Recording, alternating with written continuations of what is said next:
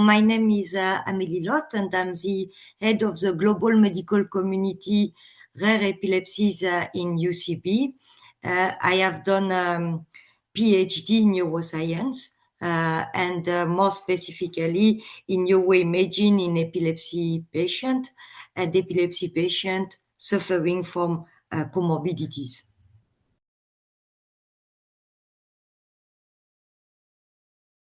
Lennox-Gastaut syndrome is a severe developmental and epileptic encephalopathy characterized by a high seizure burden and cognitive and behavioral impairments.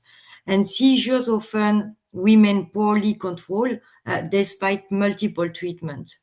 In a previous double-blind randomized placebo-controlled trial involving children and adults with LGS, fenfluramine demonstrated a significant reduction in the frequency of seizures associated with a fall after 14 weeks compared to placebo. Given that LGS is a lifelong condition, understanding the long-term treatment response is critical for families, but also for clinicians. So this open-label extension study was designed to follow patients from the initial randomized trial.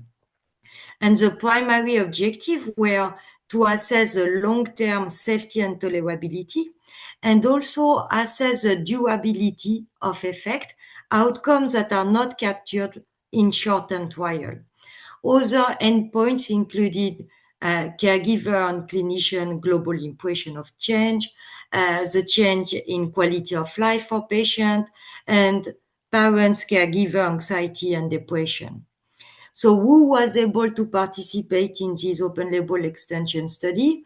So the eligible participants included children and adults aged between 2 and 35 years with a confirmed LGS, Lennox-Gastaut syndrome diagnosis, who completed the randomized trial and showed no clinically meaningful worsening of seizures compared to baseline. So a total of 247 patients were enrolled in this open label extension.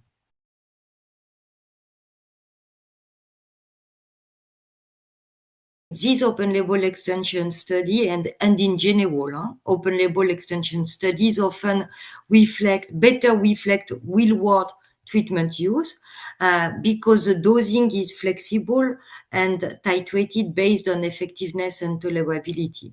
And in this LGS open label extension study, fenfluramine was initiated at 0.2 milligram per kilogram per day and then titrated up to 0.7 milligram per kilogram per day based on clinical response and tolerability. The maximum daily dose was 26 milligram per day. And just to highlight a difference between adult and children, adult often received this maximum dose. But in the study, the mean daily dose across the study was 0.4 milligram per kilogram per day, and the doses used in the study were consistent with approved prescribing information in US. So regarding the dosing, the first question you asked me, interestingly, patients receiving a higher mean dose tended to remain on treatment longer. And then if we think at what are the key takeaways from the study, what are the key results, in this open label extension study, the enrolled LGS population was very severe. And it's something to bear in mind when we are looking at the data. We are talking about a very severe LGS population. Patients have tried a median of 7 anti-seizure medicine, and they were receiving 3 concomitant anti-seizure medicine. But despite this, fenfluramine was associated with a sustained reduction in seizure frequency during this open label extension during 12 months. And notably, 50% of patients experience 7 consecutive seizure-free days. And this is a very meaningful outcome for families because, as you can imagine, having a seizures every day is really leading to challenging for the families. Another important result from this study is coming again from the efficacy of fenfluramine. The generalized tonic-clonic seizure were most responsive to treatment with fenfluramine, with a median reduction of 47% over the entire open label extension. And as you might know, generalized tonic-clonic seizure are associated with injuries, with emergency admission, but they are also represent a significant risk factor for SUDEP, that is a sudden unexpected death in epilepsy.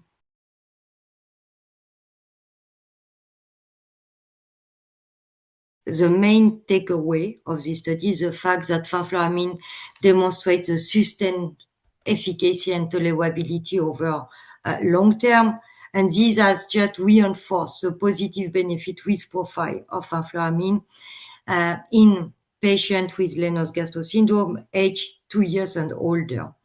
And this is understanding long-term treatment response is critical, as we said, because it's a lifelong condition and is a chronic condition.